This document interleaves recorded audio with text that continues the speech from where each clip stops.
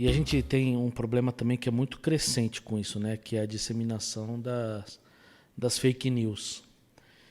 E é inevitável que essas fake news, muitas vezes, elas têm forjado ou feito a opinião de muitas pessoas. Como é que a gente pode desenvolver uma sabedoria para discernir informações verdadeiras das falsas, evitando propagação de notícias enganosas? Por que isso? Porque de repente todo mundo se tornou especialista de tudo, né? A gente tem na internet cientista político, teólogo, tem médico, já teve especialista em epidemia, né? A gente tem advogado que não é advogado, ou seja, a gente tem especialista em tudo, técnico de futebol. Como é que a gente pode, então, lidar com essa pressão diante de tanta fake news, também de opinar, essa pressão de ter que opinar sobre tudo tão rapidamente? E como é que a gente pode também resistir a essa pressão de ter que adotar uma abordagem?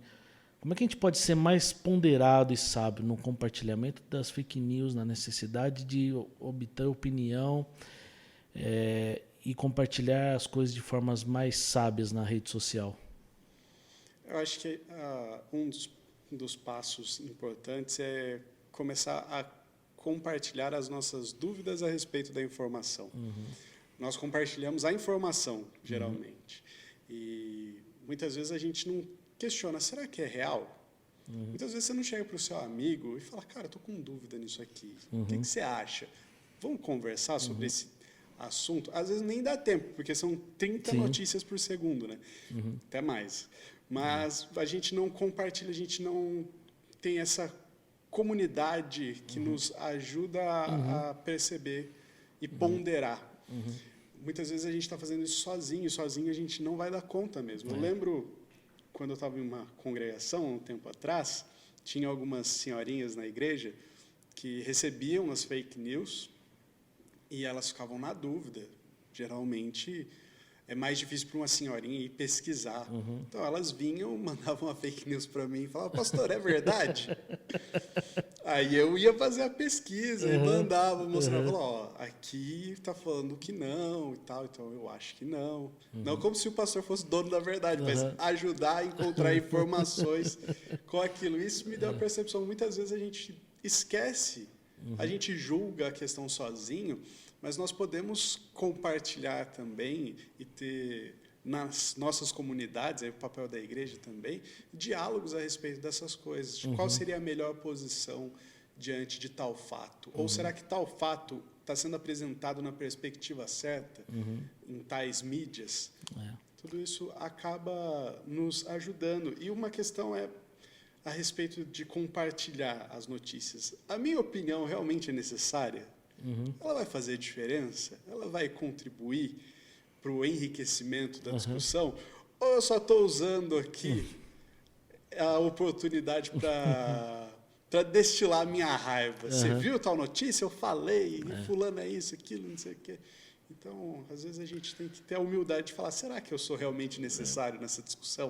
E talvez a gente põe para fora algo que é mais coisa do meu coração do que interesse das pessoas, né? Sim. A gente acha que botar para fora muitas vezes vai fazer diferença no mundo E a gente pode pôr para fora num diálogo com um amigo, mas a gente trocou as relações reais pelas redes sociais. Então, ao invés de desabafar aqui e falar, nossa, estou com raiva disso, ou tal coisa me incomodou, a gente joga lá, espera o curtir, espera o comentário de alguém que traga aquele viés de confirmação, ao invés de ter um diálogo real sobre a coisa. E, na verdade, o que a gente quer é pessoas que concordem com a gente, né? A gente não da nossa bolha. Exato. E um dos perigos também a gente até mencionou aqui, e o livro fala sobre se tornar um andarilho digital. Não sei se você já teve essa experiência. Eu já me peguei nessa situação. Você está lá vendo reels, vídeo, rindo, às vezes até compartilhando, às vezes eu e a Larisa, a gente está junto lá e um fica mandando pro outro, né? Compartilhando e rindo. Fala, olha isso aqui que engraçado. Mas na hora que você vai perceber, você já gastou meia hora, 40 minutos, 1 hora, às vezes até mais. E qual que é o perigo da gente gastar tanto tempo se tornando um andarilho? E você, como é que você se protege contra a navegação online e sem objetivo nenhum? Tem aquela frase que diz que para quem não sabe para onde vai, qualquer caminho serve. Exato. Né?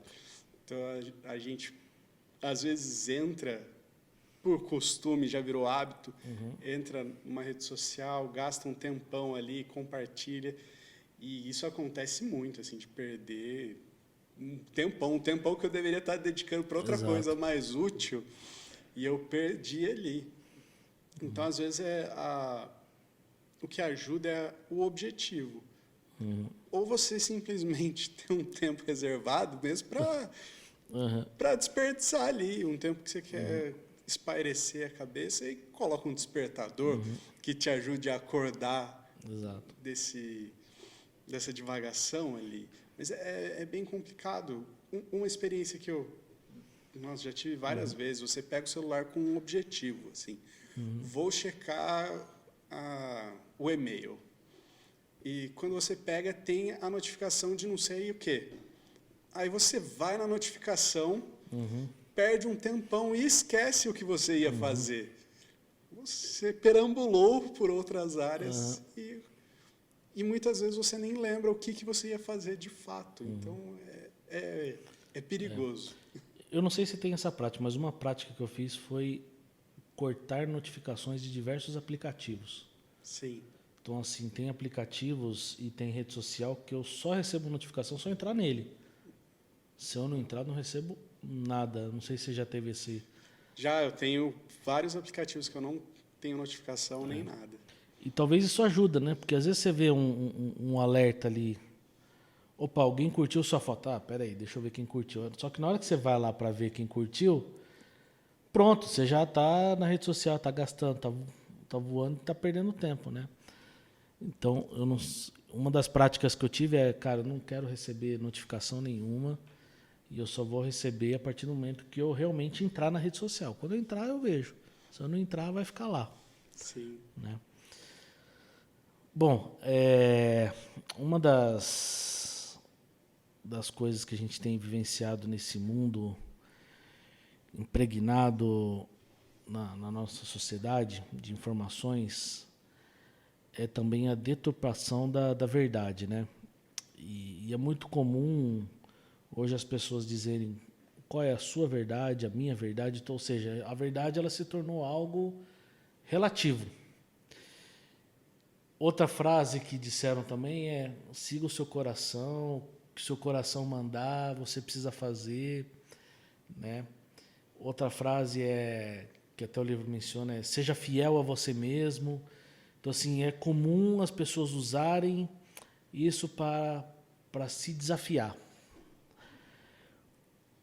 Como é que você desafiaria amorosamente essas ideias e autoridades que são vindas de um mundo que é voltado para mim, para o eu, né, para o ego, para o ser humano? Como é que você lidar amorosamente com esse pensamento? E como é que a gente pode tomar a prestação de contas dentro de uma comunidade atraente em uma era que faça o que está em seu coração, você não deve nada a ninguém, você não precisa se explicar nada para ninguém? Sim, é interessante a questão da sua verdade, o seu coração, a autenticidade da pessoa, e tudo isso está envolvido na cultura do self. Né? Tem, inclusive, uma série de pregações do Guilherme de Carvalho, agora tratando sobre Deus, sexo e família, onde ele vai aprofundar essa questão do self, como o que está em alta agora é o indivíduo, e como o indivíduo é o intérprete do mundo, o intérprete de si mesmo, a parte de Deus ou a parte de qualquer autoridade que venha trazer a mínima restrição que seja aos desejos do indivíduo. Então, muitas vezes o nosso desafio é conseguir mostrar as incoerências disso. O indivíduo ele tenta a todo custo impor a sua vontade sobre a criação. Mas a criação já tem um sentido que é dado pelo Criador. E o nosso coração é enganoso. Sim. O nosso coração ele é cheio de armadilhas para nos enredar nos seus desejos e na sua vontade de viver em autonomia contra o Criador. Então, o que nós podemos fazer diante de tudo isso? Primeira coisa é orar, porque só Deus conhece a profundidade do coração humano. E é Ele quem já está, muitas vezes, trabalhando no coração de uma pessoa que nós queremos ajudar. E o que é fundamental para nós é sempre... esqueci a palavra. Não é a explanação, é a pregação do Evangelho, é apontar o Evangelho. E como o nosso coração enganoso é cheio de pecado, cheio de hábitos destrutivos para nós, nós pensamos que sabemos o melhor objetivo para as nossas vidas, contudo, isso nos leva à solidão, nos leva a hábitos ruins, nos leva a caminhos cada vez mais próximos do abismo. E só Cristo consegue transformar o nosso coração para que a gente conheça a verdadeira vida. Como ele diz, eu sou o caminho, a verdade e a vida, ou o caminho da verdadeira vida. Ele é o caminho da vida eterna, mostrando o que é bom, o que é agradável, mostrando o que é verdadeira sabedoria. Interessante como a Bíblia mostra para nós sabedoria, não só como algo bom. Existem sabedorias semelhante à ideia de astúcias, que também tem o seu viés ruim.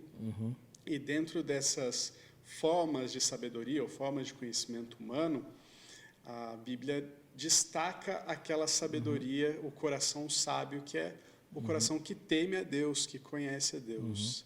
Então, apesar das nossas sabedorias humanas, dos nossos conhecimentos, das nossas formas de entender e interpretar o mundo, a Bíblia vem para nos mostrar que tudo que nós criamos e desenvolvemos está maculado pelo pecado. E é só a partir do Evangelho que nós conhecemos a verdadeira sabedoria, que nos livra das amarras do pecado, que nos coloca no caminho de uma vida que prospera e se desenvolve debaixo do cuidado de Deus. Então, eu acho que não existe uma estratégia assim, passo a passo simples, que sirva para todo mundo, mas o começo é a oração e é a explanação do Evangelho, a aplicação do Evangelho, conhecendo o coração da pessoa a quem você quer falar. E a palavra de Deus ela é muito atual, né? A gente, para você ver, numa cultura tão voltada para o eu e para siga o seu coração, a Bíblia fala para a gente guardar o coração. Sim. Então, assim, a Bíblia está cheia e lotada de exemplos de homens que seguiram seu coração e andaram por caminhos tortuosos, né? Então, a Bíblia ela é muito atual em combater esse tipo de argumento da sociedade. Quanto mais a gente prega e fala sobre os perigos do coração, eu creio que o Espírito Santo também vai trabalhando na vida das pessoas, né? Sim.